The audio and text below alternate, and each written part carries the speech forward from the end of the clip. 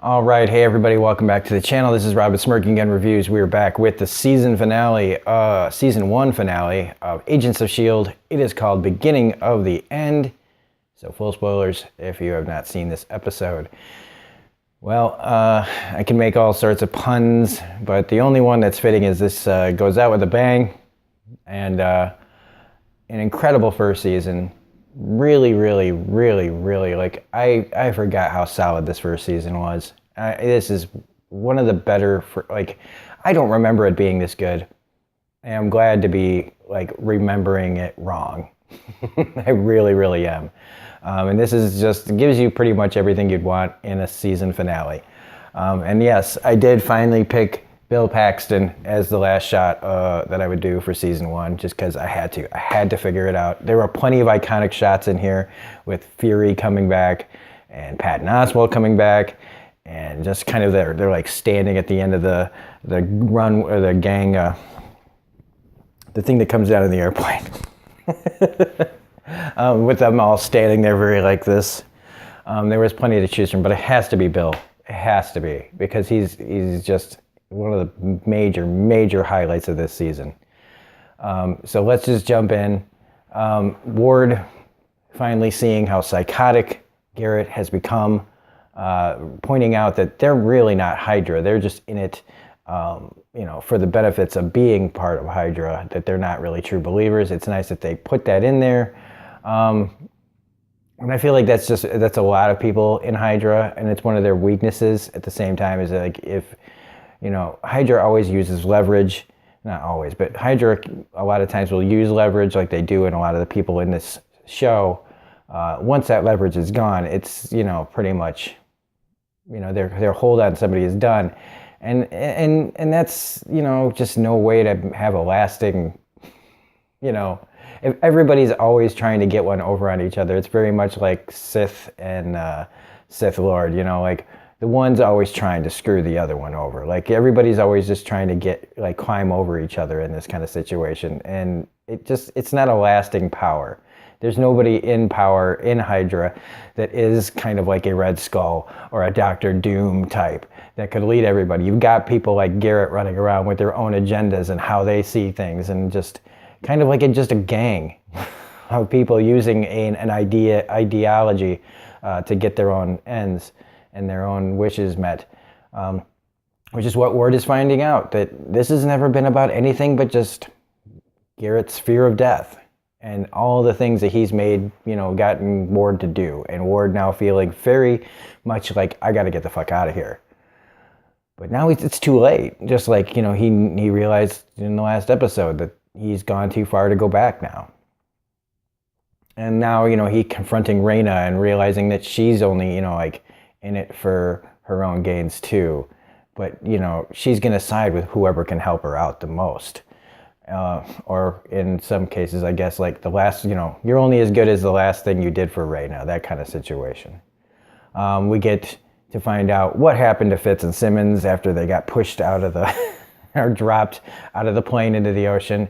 And this is one of those parts that's supposed to make you go, somebody's going to die, and put them in a situation that doesn't look, like anybody's going to get out, but self-sacrifice and all that stuff. So this is where Fitz really puts it on the table. It forces them to confront their mortality and confront their feelings for each other, or at least Fitz's feelings to Gemma, telling her how he feels about her. He doesn't say he loves her or anything like that, which, they dole out the emotional parts of a relationship in these shows, where nobody can say what they really mean until they really want it to have the most impact. But Fitz being able to sacrifice himself for her is just another solidifying thing of the Fitz-Simmons relationship that I just love.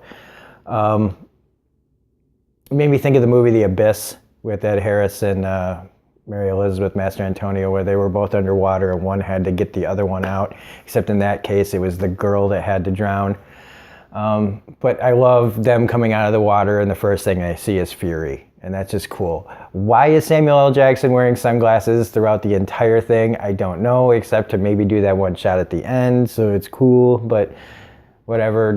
Samuel Jackson's back in a big way, and it's all about basically taking down Cybertech where he's at. I like that it's just a business at the beginning, you know, that it's innocuous, but the evil's right under the surface. I love that guy's got he talks such a big game. He's so used to being, you know, in charge of this little world, knowing, you know, that they've got one over on him. And I kind of wonder, like, he seems to be having too much fun at what he does, or at least he's decided to just be a part of it because there's no other way out, so he might as well enjoy it while he's there, knowing that they've got something on him, though. Like, I don't know. I think that actor's name is Josh Leonard, but I could be wrong. He seemed very familiar to me. But how they've got everything controlled, because, I mean, Skye and Coulson and them, they're all, like, in Colombia, right? And that's where they're surrounded by all the super soldier Deathlock guys, which is really cool.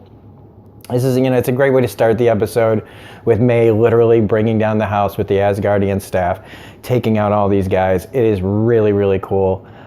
May is such a badass. Like, May on this show and Ruth Negga on Preacher are two of the biggest female badasses in TV history, and it's cool that they're on the same show right now. But I don't know. Maybe Ruth Negga, you know, learned a little bit from Ming-Na Wen before she went over to Preacher to see, you know, like, I don't know, maybe badassery school. I don't know. Maybe Ming-Na Wen taught her a few things. I don't know. But so they end up tracking everything down to the place where they're able to take over the Cybertech guys, and they're going to find Garrett. This is going to be kind of a quicker review because I've got to leave pretty soon, but this is where Garrett it starts to lose the upper hand. They've got the generals there, which he rips out his rib. It looks like he pulls out the guy's rib, which is nuts. Everybody around Garrett at this point now is just like trying to not get killed by him, because what he's seen when they gave him the blood after he went down, which was a really cool effect, and they cut away from it because you see him in the last episode kind of covered in like bits of like crap, and they showed it for like less than a millisecond, I think, but he like spewed out like shit like in movie Alien, and I wish that they would have kept that in, because that was a really cool, like, I mean, it was gross, but it was in the cool way.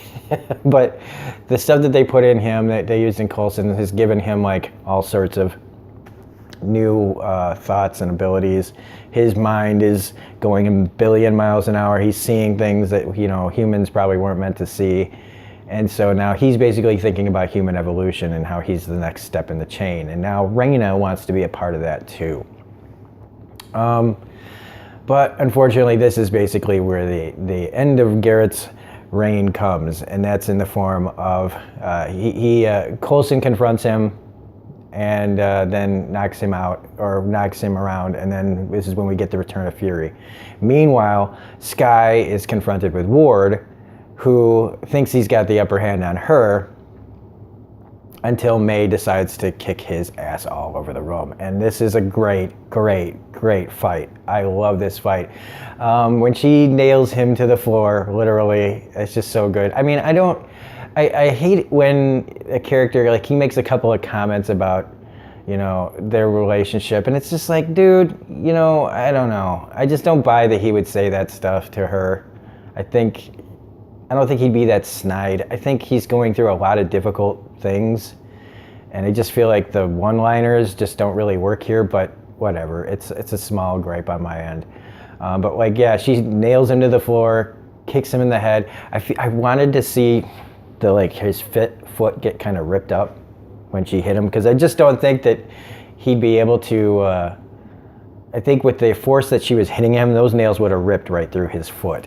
But anyway, she just kicks his ass all over the place, which is great. You know, nobody wants to see a stalemate kind of fight here. All right, Ward needs to get taken down, which she does in nice fashion. But then we also get, like, I mean, talk about coming full circle.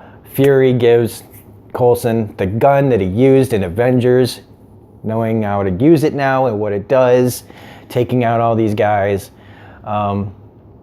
And then knowing that he loses Deathlock because Sky finds his son, and so Deathlock's able to blast him pretty well, and he gets taken down after presumably gets stomped in the head. They don't show it, so they make you think, I guess his head got caved in, but it didn't. And they think he's dead, and they box him up, and they take him and Ward away, telling Ward what they're going to do to him and all this stuff. I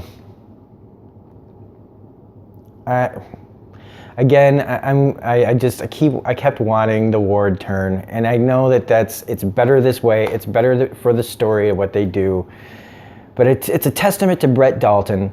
It's a testament to him and how much he made me care about Ward, and how I still, even at the end of this season, even though he pushed Fitz and Simmons out, and even though I know what happens, I'm mourning Ward because I really, really like him.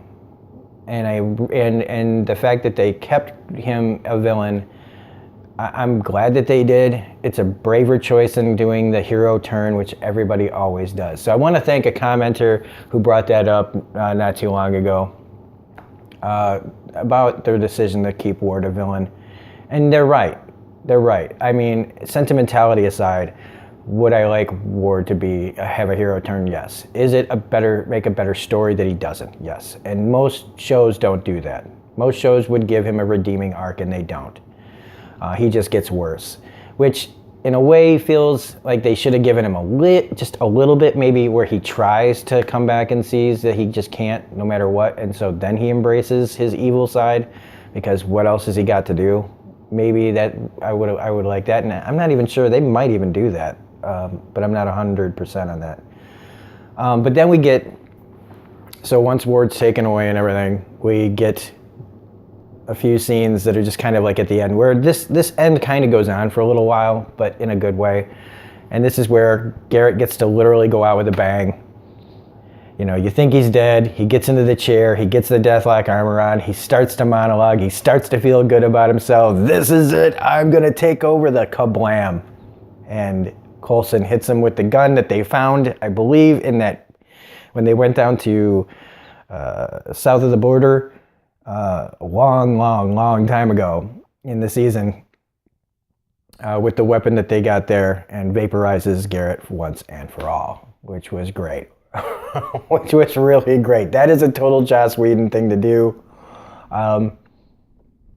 Coulson going off on Fury and him explaining himself does feel like, closure for this season. The next season's going to be so much different. We get to see that Coulson's starting to see the same things that Garrett was. And yeah, I don't know, just really, really good. And again, Bill Paxton dying not too long after this was aired. I'm not going to try to guess when he died, but it was really close to this, I think. And so, like I said, it's a real bummer, but he gets to literally go out with a bang in his career and on the show. He gets to do something really cool, and I'll always look forward to rewatching season 1 of this show just for him alone. So anyway, that's it. Season 2 is going to be coming. Fitz has got, some problems, and we're moving on. Coulson's got the toolbox. We're at a new place called the Playground, where Patton Oswalt makes a return, as we're going to see more versions of Patton Oswalt in the future. This is his brother, Billy. I like that he's pretty much the exact same guy. And it makes you wonder, is Billy real? Is Billy a person? That's the first thing that I thought of when they reintroduced his character. Because he's got everything down, like the same thing with the lanyard. So it makes you wonder, robot, clone, what is it? So we got some even more cool things to look forward to. So with that being said, if you like this review, please hit the like button, comment, share, subscribe, all that jazz. I don't even know if I said the title of this episode. Season 1, episode 22, beginning of the end, full spoilers.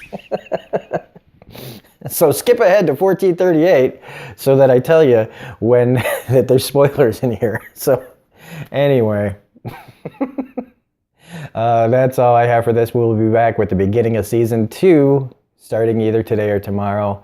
But I want to thank everybody for watching all of season 1. Anybody that's watched these reviews with me, people that have subscribed because of this, I know I've gotten a few subscribers from this. I want to thank them for tuning into my reviews, because this is a season 1 thing. This is a while, you know, this show's been out for a while. So if you chose to watch these, I really appreciate it. And I want to thank everybody else for their constant support of the channel. And so that's it. This is Robin Smirking Gun Review saying have a great day. We will see you in a little while with more Agents of S.H.I.E.L.D. Bye.